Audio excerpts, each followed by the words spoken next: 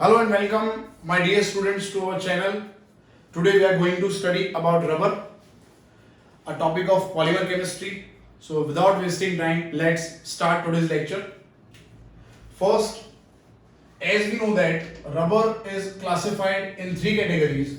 First is natural rubber, second is semi-synthetic rubber, and third is synthetic rubber.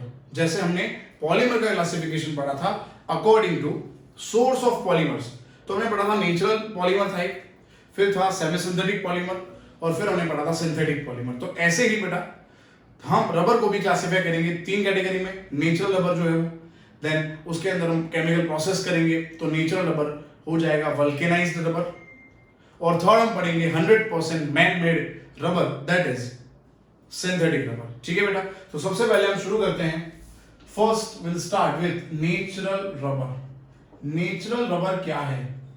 अब देखो यहां पे लिखा है नेचुरल रबर का मतलब नेचर में ये अवेलेबल है ना. तो rubber is a natural polymer, है ना, and it consist of elastic property. उसके अंदर कौन सा प्रॉपर्टी बेटा? Elastic property. तो यहां पे लिख देते हैं हमने रबर इज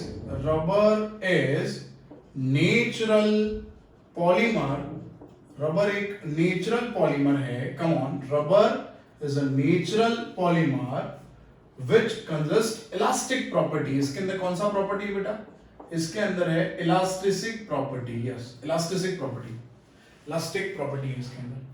अब इलास्टिक प्रॉपर्टी का मतलब हम उसको स्ट्रेच कर सकते हैं, और हमने आगे पढ़ा था पॉलीमर जिसको हम स्ट्रेच करते हैं that is classified into elastomer. So it is elastomer. इसको हम क्लासिफाई करेंगे इलास्टोमर के अंदर. और बेटा इलास्टोमर जो होते हैं उनके वैरायटी ऑफ यूजेस होते हैं. रबर हर एक जगह यूज होगा. तो elastomer and it is variety of uses. इसके बहुत सारे यूजेस हैं. चलिए बेटा यहां तक क्लियर हो गया कि रबर एक नेचुरल पॉलीमर है जिसके अंदर इलास्टिक प्रॉपर्टी है, इसीलिए उसका इलास्टोमर के अंदर क्लासिफिकेशन होगा और उसके बहुत सारे यूजेस हैं. अब आपको सबसे पहले क्वेश्चन हो रहा है कि सर नेचुरल रबर का सोर्स क्या है, वो मैन्युफैक्चर कहां से होता है? तो do remember it is manufactured from rubber latex. कहां से ये मैन्युफैक्चर होता है? Let me make a point. Manufacture from rubber latex. कहां से मैन्युफैक्चर होता है? ये रबर लेटेक्स से ये मैन्युफैक्चर होगा, which is a colloidal dispersion of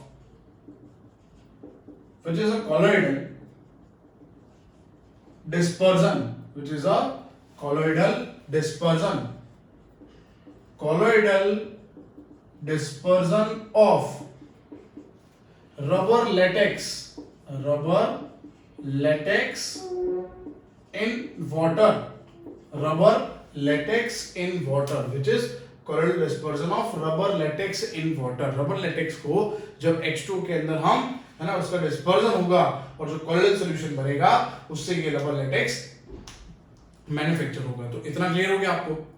अब हम बात करते हैं रबर लेटेक्स कहां से एक्सट्रैक्ट होगा. So it is extracted from bark of rubber tree. Please again मैं रिपीट करता हूं. Latex is obtained from the bark of rubber tree. Latex is obtained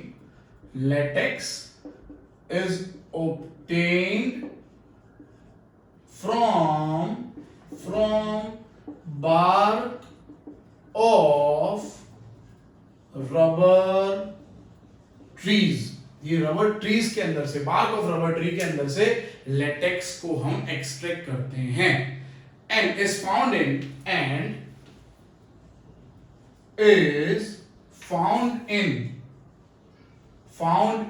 our country, that is India, Indonesia, Sri Lanka, then again South America, then Malaysia, है ना. तो ये सब countries जो है बेटा, यहां से जो बार्क ऑफ रबर ट्री है यहां से लेटेक्स को हम ऑब्टेन करते हैं, और रबर लेटेक्स का पानी के अंदर हम डिस्पर्जन करेंगे. सो will gate rubber latex which is ultimately a natural rubber. उसके अंदर इलास्टिक प्रॉपर्टी है और उसको हम इलास्टोमर के अंदर क्लासिफाई करेंगे. बेटा इतना क्लियर हो गया. अब हमें थोड़ा बहुत स्ट्रक्चर की बातें करनी है. तो स्ट्रक्चर के लिए नेचुरल रबर का सबसे पहले आप याद रखिए monomer of natural rubber. Monomer जो है यहाँ पे मोनोमर ऑफ नेचुरल रबर क्या है? It is isoprene. क्या है बेटा? ये आइसोप्रीन है।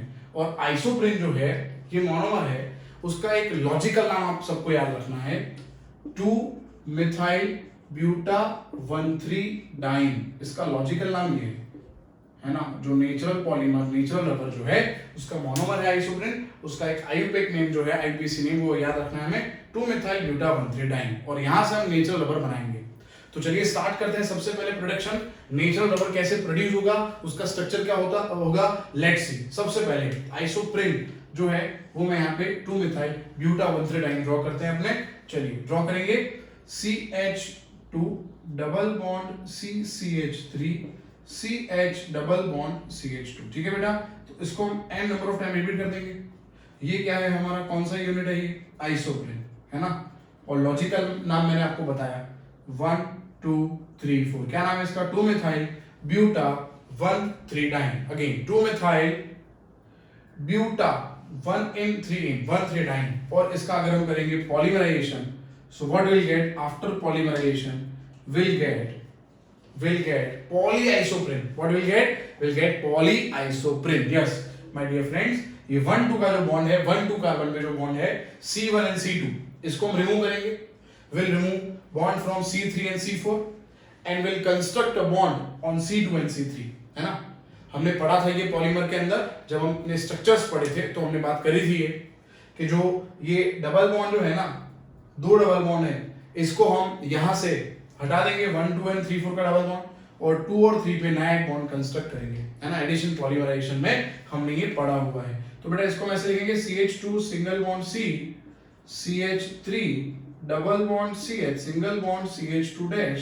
This is for n times, इसको n टाइम्स लिखेंगे तो ये हो गया पॉलीआइसोप्रीन का structure. This is this is पॉलीआइसोप्रीन।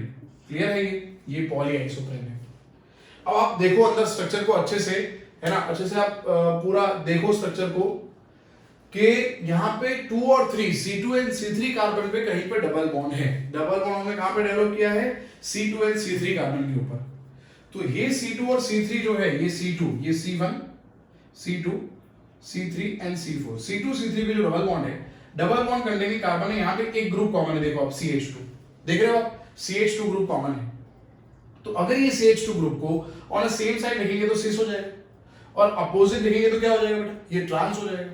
तो याद रखना, जो पॉलीआइसोप्रीन नेचुरल रबर जो बनाता है उसका सिस आइसोमर होता है। कौन सा आइसोमर होगा बेटा? Cis isomer. Yes, it is cis isomer of polyisoprene. तो देखो हम सिस आइसोमर यहाँ पे कंस्ट्रक्ट करते हैं, अच्छे से आपको फोकस करना है। कम ऑन, सिस आइसोमर लिखेंगे। चलिए, तो ये कार्बन यहां पे कौन सा ग्रुप है? CH3। Come on, this is CH3। ये कार्बन यहाँ पे CH3 है, ठीक है। फिर ये कौन सा यूनिट है? CH2। ये CH2 लिख दिया मैंने, और ये आगे हम कनेक्ट करेंगे इसको फिर दूसरे एक यूनिट से।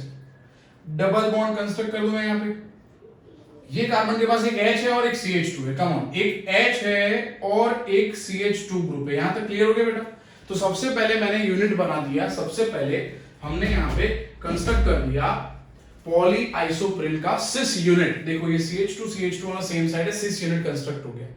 इसको हम ऐसे उल्टा कर देंगे ना, देखो ये CH2 यूनिट हमें यहां पे लिखना है। Come on, then carbon, then will write unit CH3, then double bond, ये कार्बन है ना। अब देखो CH2 हमने इस यूनिट के लिए CH2 ऊपर लिखा है, तो यहां पे CH2 ऊपर लिखेंगे तभी तो सिस होगा। देखो ऑन अ सेम साइड हो गया CH2 on a same side हो गया ना बेटा, है ना। देखो यहां पे भी CH2, इधर भी CH2, तो सिस यूनिट हो गया।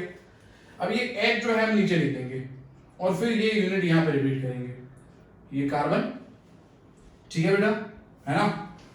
देखो CH2 यूनिट एक साथ है, इसके CH2 दोनों नीचे हैं, इसके CH2 दोनों ऊपर है, ठीक है। और ये स्ट्रक्चर यहां पे रिपीट करना है। चलो, तो यहां पे क्या लिखा है? देखो आप, CH2 लिखा है यहां पे, ये CH2, फिर ये क्या है? कार्बन। ऊपर क्या है बेटा? ऊपर यहाँ पे क्या है? CH3, फिर डबल बॉन्ड, फिर कार्बन, CH2 डैश, यहाँ पे क्या होगा? H। देखो ये यूनिट मैंने यहाँ पे, तो इसको हम अगर n टाइम्स रिपीट करेंगे, if you repeat this structure n times, this is the structure of natural rubber. इसको हम बेटा क्या बोलेंगे? ये किसका स्ट्रक्चर है? This is the structure of, come on, this is the structure of natural rubber. बेटा इतना क्लियर हो गया? तो ये हमने कंस्ट्रक्ट कर दिया नेचुरल रबर का स्ट्रक्चर। कम ऑन बेटा, ये क्लियर है? अब देखो आप यहाँ पे जो हमने पॉली आइसोप्रेन यूनिट्स लिखे हैं, ये पॉली आइसोप्रेन यूनिट हमने लिखे हैं, सिस यूनिट है ना, तो इसीलिए यहाँ पे हमें प्रॉपर मेंशन करना पड़ेगा जब हम नेचुरल रबर लिखते हैं कि दिस इज सिस 1,4 पॉली आइसोप्रेन। क्या मेंशन करना पड़ेगा हमें? क्योंकि देखो आप देख रहे हो यहाँ पे, ये सपोज फर्स्ट कार्बन, ये सेकंड, ये थर्ड और ये फोर्थ। तो फर्स्ट कार्बन कहीं दूसरे यूनिट के साथ कनेक्ट होगा, इसका फोर्थ कार्बन भी अलग ही यूनिट के साथ, दूसरा एक ऐसा ही यूनिट के साथ कंबाइन होगा। तो यहाँ पे कौन से कार्बन अलग अलग आइसोप्रेन से कंबाइन हो रहे हैं? First and fourth. So will write cis 1,4 polyisoprene. Again, what will write? Cis 1,4 polyisoprene. तो नेचुरल रबर का दूसरा नाम भी आप लोगों को याद रखना है। नेचुरल रबर का दूसरा नाम क्या है? Cis. Come on. Natural rubber is also known as cis 1,4 polyisoprene. Yes, इसको हम बोलेंगे cis 1,4 polyisoprene. दूसरी बात, आप देखो ये जो स्ट्रक्चर है, ठीक है, ये स्ट्रक्चर हमने नेचुरल रबर का ड्रॉ कर रहा है। It consists of various chains held together by weak van der Waals force, है ना? इसके अंदर cis 1,4 polyisoprene consists of various chains,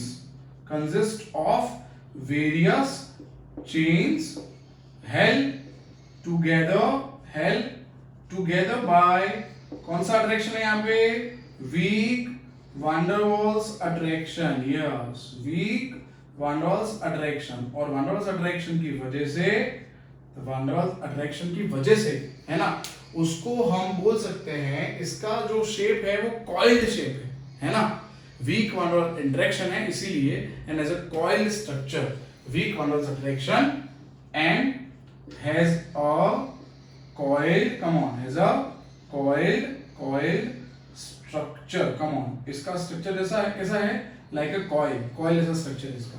चलिए, अब कॉइल जैसा स्ट्रक्चर है और हमने आगे मेंशन करा था इसके अंदर इलास्टिक प्रॉपर्टी है, तो आप याद रखिए, it can be stretched like a spring and exhibit elastic property. It can be stretched like a spring, it can be stretched, come on, stretched like a spring, like a spring. उसको हम as a spring, है ना, stretch कर सकते हैं, उसको हम as a spring stretch कर सकते हैं। It can be stretched like a spring and exhibit elastic property and, come on, and exhibits elastic property. इसके अंदर कौन सा प्रॉपर्टी है?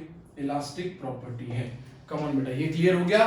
तो ये बात हो गई नेचुरल रबर की, ठीक है। चलिए, तो ये कंप्लीट हो गया हमारा नेचुरल रबर। अब हम इसके बारे में बात करते हैं, इसके अंदर सेमी सिंथेटिक रबर की जरूरत क्या है, सेमी सिंथेटिक रबर हमें क्यों प्रिपेयर करना है। तो सेमी सिंथेटिक रबर इसलिए प्रिपेयर करना है हमें क्योंकि नेचुरल रबर के बहुत सारे लिमिटेशन है।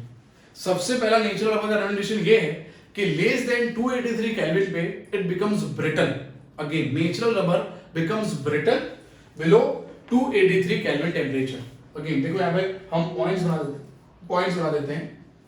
आप लोग सबसे पहले इसका स्नैप ले लो, स्क्रीनशॉट ले लो इसका, और फिर हम इसके लिमिटेशंस लिखते हैं। ले लिया स्नैप? चलिए, तो बात करते हैं इसके लिमिटेशंस की। तो लिमिटेशंस के अंदर मैं यहाँ पे मेंशन कर देता हूँ लिमिटेशंस क्या है इसके। लिमिटेशंस में सबसे पहले मैंने जैसे आपको बताया, इट बिकम्स ब्रिटल, यहाँ पे मेंशन कर देता हूं मैं, it becomes come on, it becomes brittle, becomes come on, brittle below which temperature? below 283 kelvin temperature. 283 से अगर टेम्परेचर डाउन होगा तो ये ब्रिटल हो जाएगा। And it becomes soft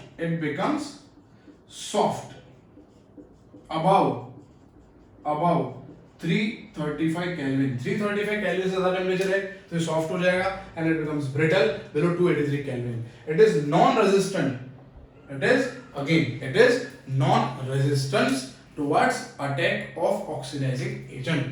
non-resistant लिखता हूं यहाँ पे मैं, non-resistant towards attack by oxidising agents से अगर अटैक होगा so it is non resistant. और दूसरा एक लास्ट पॉइंट आपको याद रखना है, it is soluble in non polar solvent, it is soluble in non polar solvent. और आप सबको स्ट्रक्चर दिख ही रहा है, तो अकॉर्डिंग टू स्ट्रक्चर आप याद रखो natural polymer is a linear polymer, natural polymer एक लीनियर पॉलीमर है। बोलो बेटा क्लियर है ये? तो ये बात हो गई नेचुरल रबर की।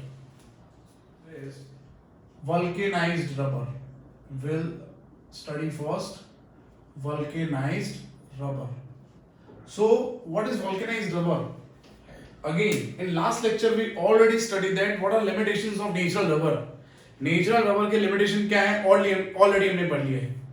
सबसे पहले हमने पढ़ा था natural rubber जो है it has high water absorption capacity, ज्यादा water वो absorb करता है, सबसे पहला limitation था। दूसरा limitation था it is brittle below 283 kelvin. 283 kelvin से अगर टेम्परेचर कम होगा तो it becomes brittle, it becomes soft over 335 kelvin. 335 kelvin से ज्यादा टेम्परेचर है तो इट बिकम्स सॉफ्ट, है ना। It is non resistant to attack by oxidising agent. तो ये सब लिमिटेशन से ओवरकम करने के लिए हमने क्या करा, नेचुरल रबर के अंदर जो रो रबर जो था, है ना, उसके अंदर हमने सल्फर ऐड कर दिया। तो जब हम नेचुरल रबर का प्रोसेस करेंगे विद सल्फर, ठीक है, raw rubber on reaction with sulphur with proper additive at a proper temperature, the natural rubber is converted to vulcanised rubber. Again raw rubber जो होगा, है ना, उसके अंदर क्या ऐड करेंगे हम, सल्फर ऐड करेंगे, प्रॉपर कुछ एडिटिव ऐड करेंगे। से फॉर एग्जांपल वी में ऐड जिंक ऑक्साइड, जैसे जिंक ऑक्साइड वो कैटलिस्ट है तो जिंक ऑक्साइड ऐड कर सकते हैं। और प्रॉपर टेम्परेचर अगर होगा, प्रॉपर टेम्परेचर पे इसको हम हिट करेंगे मिक्सचर को, तो नेचुरल रबर का कन्वर्जन हो जाएगा वल्केनाइज्ड रबर के अंदर। Very good. अगेन मैं यहाँ पे लिख देता हूँ, सबसे पहला पॉइंट बनाते हैं कि नेचुरल रबर के अंदर सल्फर ऐड करना है हमें at proper temperature with proper additives, तो ये कन्वर्जन हो जाएगा वल्केनाइज्ड रबर के अंदर। तो यहाँ पे पॉइंट बनाते हैं कि will take raw rubber plus will add sulphur.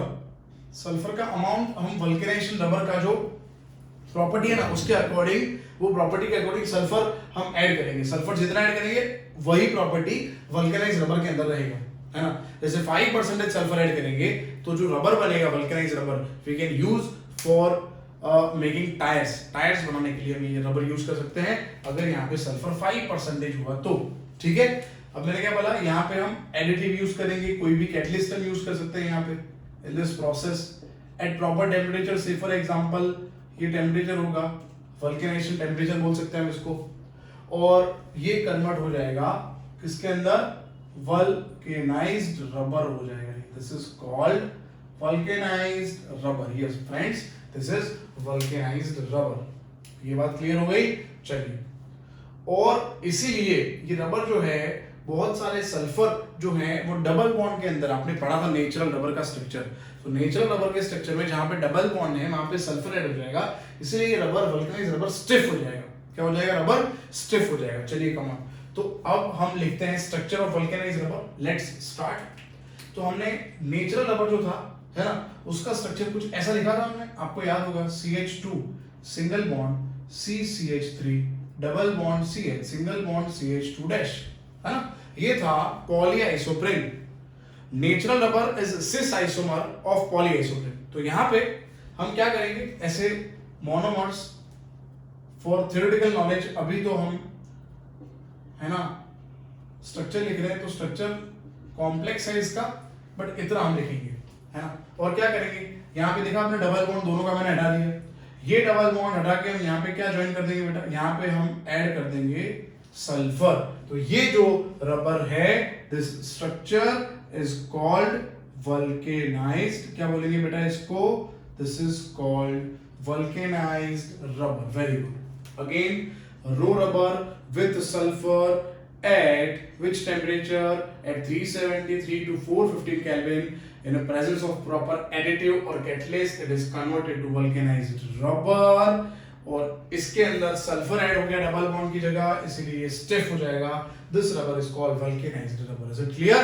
तो ये बात हो गई नेचुरल रबर के बाद सेकंड टाइटल जो था वो हमने पढ़ लिया वल्केनाइज्ड रबर। अब हम बेटा बात करते हैं नेक्स्ट टॉपिक हम पढ़ते हैं। Next topic is synthetic rubber. अब जो लास्ट रबर का कैटेगरी था दैट इज सिंथेटिक रबर। अब बेटा सिंथेटिक रबर एक ऐसा रबर है जिसको अगर हम स्ट्रेच करेंगे तो उसका ओरिजिनल लेंथ है ना उससे डबल लेंथ हो जाएगा। Again if will stretch synthetic rubber, है ना, अगर हम सिंथेटिक रबर को स्ट्रेच करेंगे तो उसका साइज जितना भी है ना उसका साइज उससे डबल हो जाएगा। और अगर एक्सटर्नल फोर्स हम रिमूव करेंगे, जैसे हमने स्ट्रेच करा तो एक्सटर्नल फोर्स लगाया था, तो अगर हम रिमूव करेंगे तो वापस उसके ओरिजिनल पोजीशन में आ जाएगा। ठीक है, तो इलास्टिक प्रॉपर्टी तो है ही क्योंकि हम रबर पढ़ रहे हैं, तो ये तो बड़ा इजी है। अब सिंथेटिक रबर जो मैं अभी लिखने वाला हूँ, अभी हमारे सिलेबस में जितने हैं एनसीईआरटी में 3 हम लिखेंगे स्ट्रक्चर। सबसे पहले हम लिखेंगे स्ट्रक्चर नियोप्रीन का। First will write synthetic rubber का एग्जांपल है नियोप्रीन, है ना। दूसरा एग्जांपल है बेटा ब्यूना एस, हम लिखेंगे Buna S which is also called as styrene butadiene rubber. इसको हम बोल सकते हैं स्टाइरीन ब्यूटाडाइन रबर। और लास्ट जो है बेटा that is Buna N which is also known as nitrile butadiene rubber. इसको हम बोलते हैं नाइट्राइल ब्यूटाडाइन रबर। इसका भी एक दूसरा नाम है, वो भी आप मेंशन कर देते हैं। इसका दूसरा नाम है पॉलीक्लोरोप्रिन। कम ऑन, इसको हम क्या बोलते हैं बेटा? पॉलीक्लोरोप्रिन। तो देखो ये सिंथेटिक रबर के 3 एग्जांपल मैंने यहाँ पे लिख दिए हैं, है ना। वन बाय वन हम देखते हैं। सबसे पहला एग्जांपल जल्दी फटाफट याद करो, नियोप्रिन। नियोप्रिन का बेटा नाम क्या है? दूसरा पॉलीक्लोरोप्रिन। फिर दूसरा है ब्यूना एस। ब्यूना एस का बेटा नाम क्या है? कम ऑन, ब्यूना एस का नाम है एसबीआर स्टाइरीन ब्यूटाडाइन रबर। और बेटा थर्ड जो है ब्यूना एन, उसका नाम क्या है? Nitrile butadiene rubber. चलो बेटा अब शुरू करते हैं। सबसे पहले हम लिखते हैं यहाँ पे, सबसे पहले स्ट्रक्चर लिखते हैं नियोप्रिन का। Let's start. चलिए लिखेंगे यहाँ पे structure of neoprene. First neoprene, come on, neoprene बनाते हैं। तो देखो मैंने लिखा है, अगर आप ये याद रखोगे ना नाम तो बहुत इजी रहेगा। अब यहां से पॉली हटा दो तो क्या है ये? क्लोरोप्रिन। आपको याद है बेटा हमने पढ़ा था आइसोप्रिन, है ना। आइसोप्रिन का नाम क्या था? 2 मिथाइल ब्यूटा 1,3 डाइन। क्या था? 2 मिथाइल ब्यूटा 1,3 डाइन। तो ऐसे ही क्लोरोप्रिन में 2 मिथाइल की जगह 2 क्लोरो लिखना है। क्या लिखना है? 2 chloro buta 1,3 diene. Come on, buta 1,3 diene and 2 chloro. तो ये देखो आपका स्ट्रक्चर हो गया CH2 C Cl single bond CH double bond CH2। तो इसको अगर हम n number of time repeat कर देंगे, इसका नाम अगेन मैं रिपीट करता हूं, इसका नाम हो गया 2 chloro, will write 2 chloro buta 1,3 diene. ये क्या है? 2 क्लोरो ब्यूटा 1,3 डाइन। अब इसका बेटा हम करेंगे polymerisation, will carry out polymerisation, है ना। 2 क्लोरो ब्यूटा 1,3 डाइन जो है मैंने नाम पहले ही आपको बता दिया है, इसका नाम है क्लोरोप्रिन। अगर इसका हम पॉलीमराइजेशन करेंगे तो जैसे हमने आगे पढ़ा था कि डबल बॉन्ड अगर 2-3 डबल बॉन्ड है तो उनको हम हटा देंगे। यहाँ पे 2 डबल बॉन्ड है, इसको हम हटा देंगे। C1 C2 का बॉन्ड हटा देंगे, C3 C4 का बॉन्ड यहाँ से हटा देंगे हम, और नया बॉन्ड डेवलप करेंगे in between C2 and C3। So will get structure of neoprene. Let's write CH2 C Cl double bond CH single bond CH2 dash. ये हो गया n times, this is called poly, come on, this is called polychloroprene. और polychloroprene का बेटा दूसरा नाम आपको याद रखना है, इसका दूसरा नाम है नियोप्रिन। कम ऑन, अब इसके प्रॉपर्टी लिखेंगे उसके पहले अगेन मैं स्ट्रक्चर रिपीट करता हूं। सबसे पहले 2 क्लोरो ब्यूटा 1,3 डाइन लेना है जिसका नाम है क्लोरोप्रिन, उसका हमें पॉलीमराइजेशन करना है तो will get polychloroprene which is also called neoprene which is a synthetic rubber. Clear? चलिए अब कहां यूज होगा ये? सबसे पहले आप याद रखिए ये यूज होगा, it is superior resistance to vegetable and mineral oils. Again लिखता हूं मैं यहां पे, इट इज सुपीरियर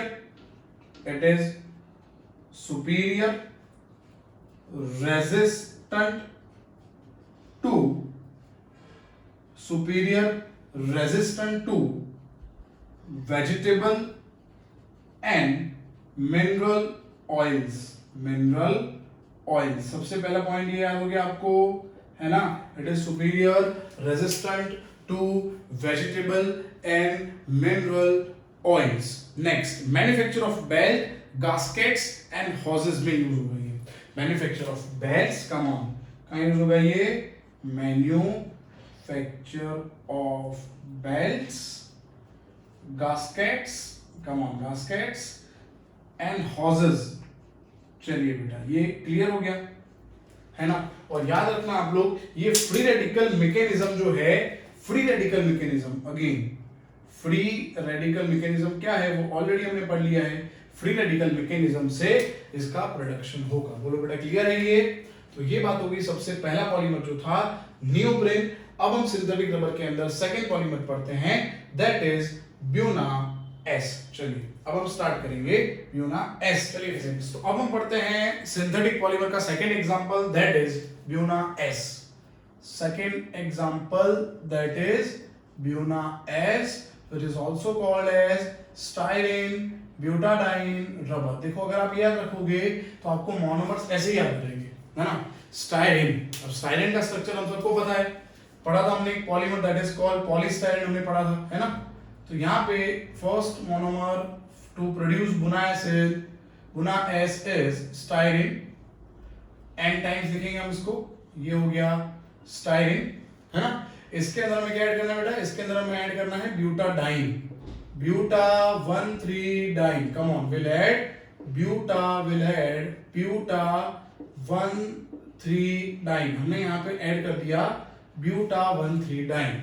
चलिए, इसका अगर हम पॉलीमराइजेशन करेंगे, अब देखो, अगर इसका हम पॉलीमराइजेशन करेंगे तो क्या होगा? मैंने आगे जैसे आपको पढ़ाया था कि जहां पे भी मोनोमर के अंदर दो डबल बॉन्ड होंगे तो क्या करेंगे हम? दोनों डबल बॉन्ड को हम यहां से हटा देंगे, और जहां पे डबल बॉन्ड नहीं है वहां में हम डेवलप करेंगे।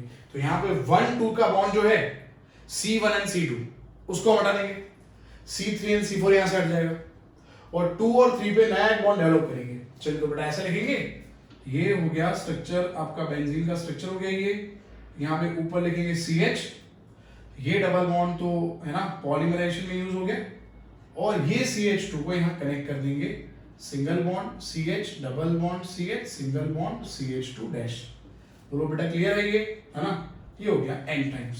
सो this is called styrene butadiene rubber, which is named as Buna, come on, which is named as Buna S. तो ये इसका शॉर्ट फॉर्म हो गया स्टाइरीन ब्यूटाडाइन रबर, है ना।